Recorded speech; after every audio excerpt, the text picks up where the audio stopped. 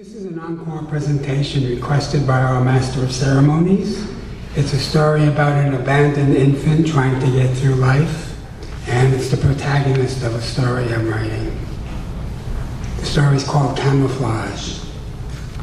Anthony Stangler, now 55, was found by Bronx firefighters when they responded to an arson-related tenement burn on Anthony Avenue. They heard a baby crying. The sound came from the alleyway. When they investigated, they found Tony inside a dented aluminum garbage can. The smell of rotted meat, along with a squadron of houseflies overhead, was Tony's home. Days went by without anyone coming forward who might have witnessed this travesty and could have added some lineage to his story. The firefighters figured him to be 1 year old and named him after the avenue. He was taken by ambulance to Lenox Hill Hospital. There, the staff treated him like royalty. He was their little Tony. Even the mayor and the fire commissioner visited him.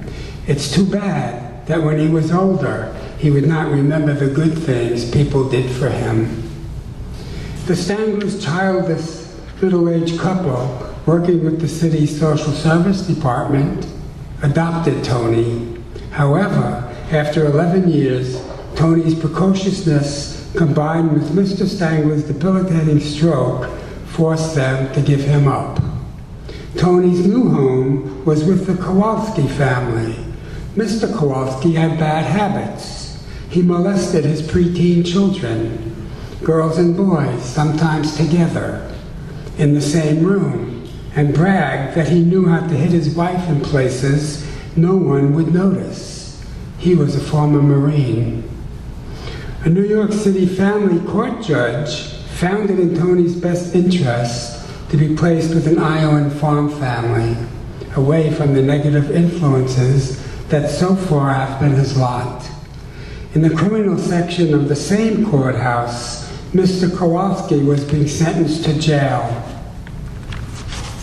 for a multitude of depraved behaviors, including child abuse, spousal abuse, and the computer full of child porn.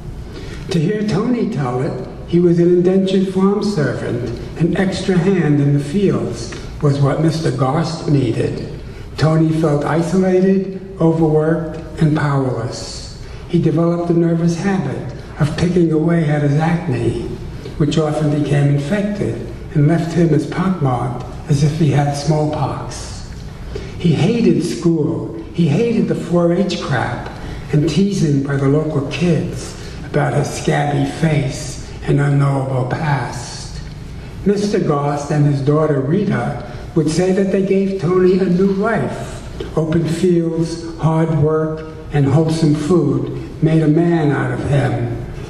They didn't factor in the hostility festering in those 5 years that he grew from 5'9" to 6'2", adding 40 pounds of muscle to his body. Tony craved the urban lifestyle that a big city offers. On the day he had enough of farm life, he boarded a bus for Omaha, then rode the rails to San Francisco. He became a collection agent. At first, he worked for a legitimate agency, calling on people who were in too deep. He relished putting the screws on them, his way of retaliating against the evils he was forced to endure. His boss started giving him work outside collection agency norms. Tony learned how to lean on his new clients without doing too much damage, but enough so they got the point and came through with what he was told to collect. He got in over his head and was told to be out of town by noon the following day. He had become friendly with one of the debtors, an Oakland police officer. He moved in with her. He fell for her thighs. She fell for his size. Tony is not complicated.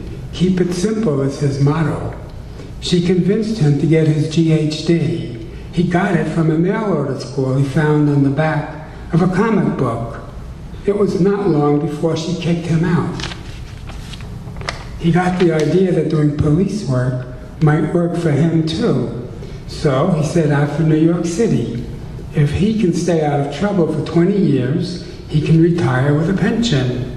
The war in Vietnam brought out thousands of anti-war activists, shouting down the police and obstructing the orderly pattern of everyday life. The fabric of the city was coming apart. The Bronx was on fire. In the early 70s, the city needed police officers to fill the ranks. The bar was lowered. Tony was a welcome sight at the police academy. He quickly learned the ropes. In his 18 years on the force, he knew everything that went down between 1970 and 1988. He knew these things because he was in and out of 5 precincts, from Battery Park East to Alphabet City and north to Van Cortlandt Park. Corrupt judges, corrupt politicians, and corruption in the department. He rode roughshod over the Bill of Rights and then decided that the 14th Amendment did not apply to him. That changed when Charlie Davenport entered his life.